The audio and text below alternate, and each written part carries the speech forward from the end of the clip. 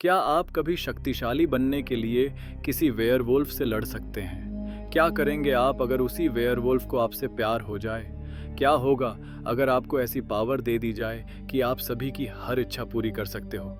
जी हाँ दोस्तों, आज मैं आपको एक ऐसी मूवी एक्सप्लेन करूँगा जहाँ आप देखेंगे एक वेयरवुल्फ, एक रानी और एक श्रापित जादूगरनी की सस्पेंस और एक्शन से भरी thriller movie explanation Cornflix presenting in the lost lands. कहानी की शुरुआत में हम कुछ लोगों को देखते हैं जो कि एक लड़की को फांसी में चढ़ाने जा रहे थे और वह उसको चुड़ैल कहकर बुला रहे थे। और जब वो उसको फांसी पर लटका कर चले जाते हैं तब वहाँ पर रुके एक आदमी का माइंड कंट्रोल करके वो चुड़ैल खुद को छुड़ा लेती है और फिर धीरे धीरे एक एक करके उन सभी को मार डालती है।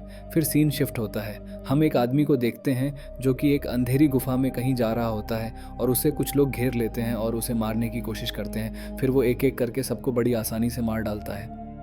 इसके बाद सीन शिफ्ट होता है, हम ग्रे एलिस को देखते हैं जिसे लोग चुड़ैल कह रहे थे।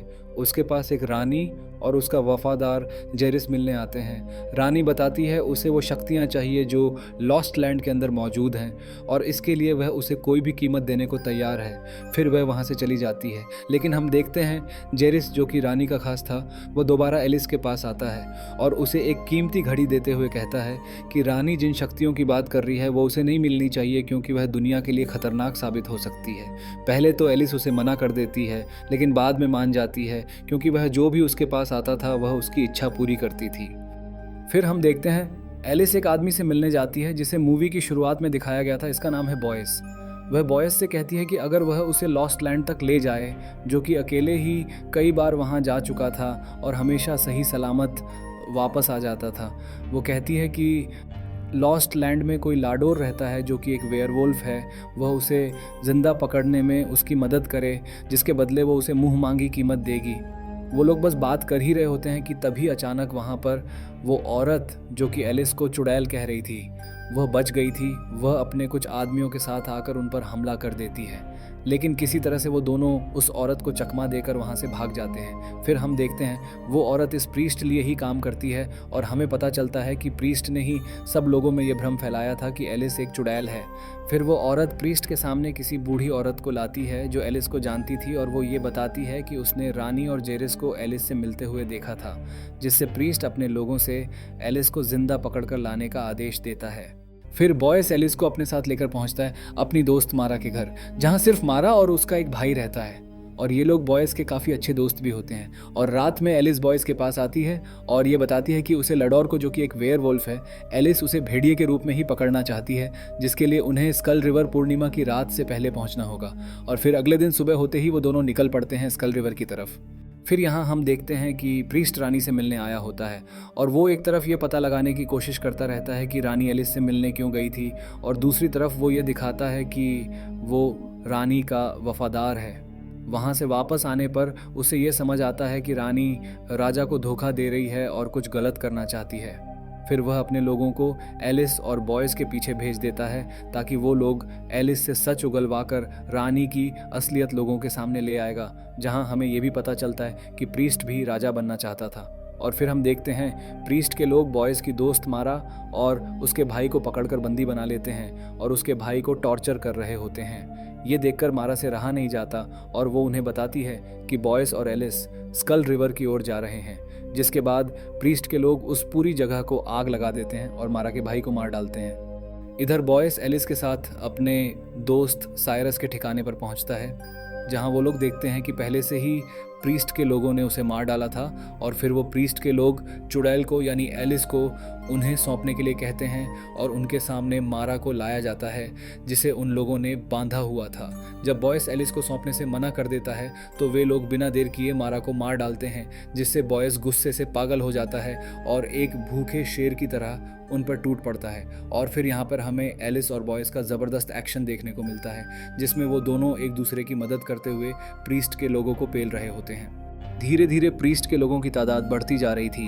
ये देखकर एलिस बॉयज़ को लेकर वहाँ से बचकर निकल जाती है, जिसमें वे एक स्कूल बस से होते हुए, जो कि एक दूसरी पहाड़ी से केबल के ज़रिए जुड़ी थी, अब वो दोनों उसमें चढ़ जाते हैं और फिर बस एक लिफ्ट की तरह जा रही होती है। प्रीस्ट के लोग उनका पीछा नहीं छोड़ते और वो बस के ऊपर लटक जाते हैं और फिर बस में ही बॉयज़ और एलिस इनसे निपटते हैं, लेकिन तभी वो औरत बस की केबल्स काट देती है, जिससे उनकी बस उस पहाड़ी के किनारे पर केबल के सहारे लटक रही थी और एलिस बस से निकलकर ऊपर पहाड़ी पर चढ़ जाती है, लेकिन बॉयस अभी भी पहाड़ी के ऊपर नहीं चढ़ पाया था। जिसके बाद हम एक ज़बरदस्त सीन देखते हैं जिसमें बॉयस पहाड़ी से लटका होता है और वह औरत एक स्नाइपर की तरह उसे अपना निशाना बना रही होती है, जिसमें वह एक गोली बॉयस को मार देती है, लेकिन दूसरी गोली मारने से पहले ही एलिस काफ़ी दूर से औरत की गन स्कोप के अंदर से उसकी आंखों में झांक कर उसका माइंड कंट्रोल कर लेती है, जिससे वह औरत बॉयज़ को अपना निशाना नहीं बना पाती और वो दोनों वहाँ से बचकर भाग जाते हैं।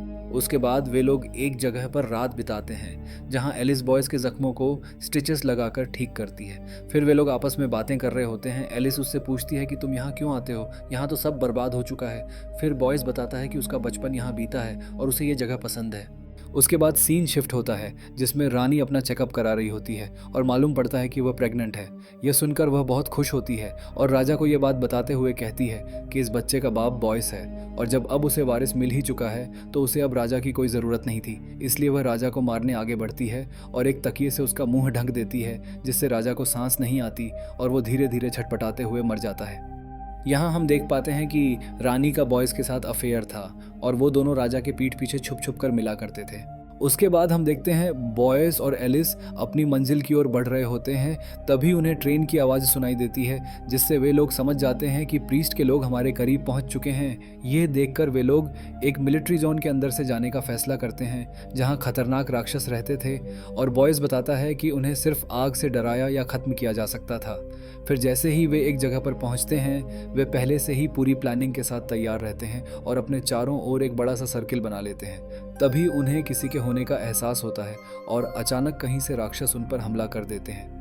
फिर हम देखते हैं कि उनमें जो राक्षसों का लीडर था वो एलिस का नाम पुकारता है और उसके बाद उनकी राक्षसों से काफ़ी खतरनाक लड़ाई होती है और एक बार फिर एलिस अपने जादू से और बॉयस अपनी ताकत से एक बेहतरीन अंदाज में उन्हें ख़त्म कर देते हैं। बॉयस के पूछने पर एलिस बताती है कि ये जो राक्षस था ये भी मुझसे कई साल पहले इस जगह की शक्तियों के लिए मदद मांगने आए थे और इन्होंने शैतानी शक्तियाँ पा भी लीं, पर आज शक्तियों को पाकर इनका ये हाल हो गया। फिर सीन शिफ्ट होता है रानी के महल में, जहां प्रीस्ट सभी को बता रहा होता है कि राजा मर चुका है और सभी को रानी के आगे झुकने को कहता है और ये भी बताता है कि रानी के पेट में इस साम्राज्य का वारिस पल रहा है।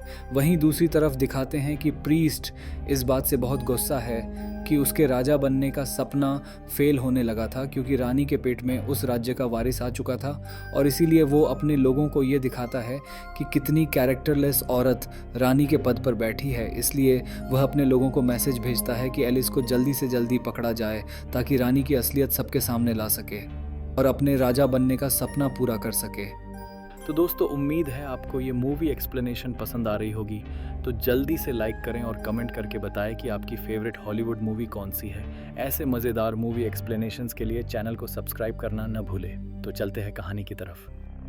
फिर हम देखते हैं बॉयस और एलिस को, जो कि एक टनल से गुजर रहे होते हैं। तभी पीछे से प्रीस्ट के लोगों की ट्रेन को आता देख वो दोनों सतर्क हो जाते हैं और कुछ प्लान बना लेते हैं, जिसमें फिर हमें ये दिखाया जाता है कि एलिस ट्रेन की पटरी पर खड़ी उनका इंतज़ार कर रही होती है और प्रीस्ट के लोग तेज़ी से ट्रेन को उसकी ओर लेके जा रहे होते हैं, जिसे देखकर एलिस बहुत तेज़ी से टनल से निकलकर एक पुल पर पहुंच जाती है और बड़ी मुश्किल से अपनी जान बचाते हुए इस पुल से कूद जाती है, क्योंकि आगे पुल टूटा हुआ होता है, जो कि प्रीस्ट के लोगों को नहीं मालूम थी, जिस वजह से उनकी ट्रेन एक गहरी खाई में गिर जाती है और सभी मारे जाते हैं। और बॉयज़, जो कि पुल के नीचे ही किसी जगह छुपा हुआ था, वो एलिस का हाथ पकड़कर उसे गिरने से बचा लेता है।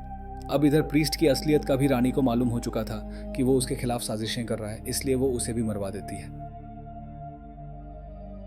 फिर हम देखते हैं एलिस और बॉयज़ को, जो कि स्कल रिवर पहुंच चुके थे, जहां वो वेयरवुल्फ यानी लाडोर का इंतज़ार कर रहे होते हैं। और यहाँ बॉयज़ कई बार एलिस को वहाँ से जाने को कहता है, क्योंकि वह नहीं चाहता था कि एलिस को कुछ भी हो जाए, लेकिन एलिस नहीं मानती और बताती है कि सिर्फ वही लाडोर को ख़त्म कर सकती है। इसके बाद एलिस अपने साथ कुछ चांदी के हथियार लाई होती है, जो देख बॉयस उससे कहता है कि क्या तुम इनसे लडोर को मारने वाली हो, जिस पर एलिस बताती है ये उसे कमज़ोर कर देते हैं और उसे मारने में उसके काम आएंगे। लेकिन बॉयस एक बार फिर एलिस को कहता है कि ये उसके लिए ख़तरनाक साबित हो सकता और वो लडोर से लड़ने की ज़िद छोड़ दे और वापस चली जाए, जिस वजह से एलिस उसे इग्नोर करती हुई वहाँ से बाहर लडोर की तलाश में निकल पड़ती है। फिर तभी बारिश होने लगती है और आसमान पर पूरा चांद आने लगता है और हम देखते हैं कि बॉयस की तबीयत ख़राब होने लगती है और यहीं हमें पता चलता है कि जिस वेयरवुल्फ की तलाश में ये लोग इतनी दूर आए थे वो कोई और नहीं बल्कि बॉयस ही वो वेयरवुल्फ है। और यहाँ ये रिवील होता है कि एलिस भी ये सब पहले से ही जानती थी, इसलिए ही उसने बॉयस को ही अपने साथ आने के लिए चुना।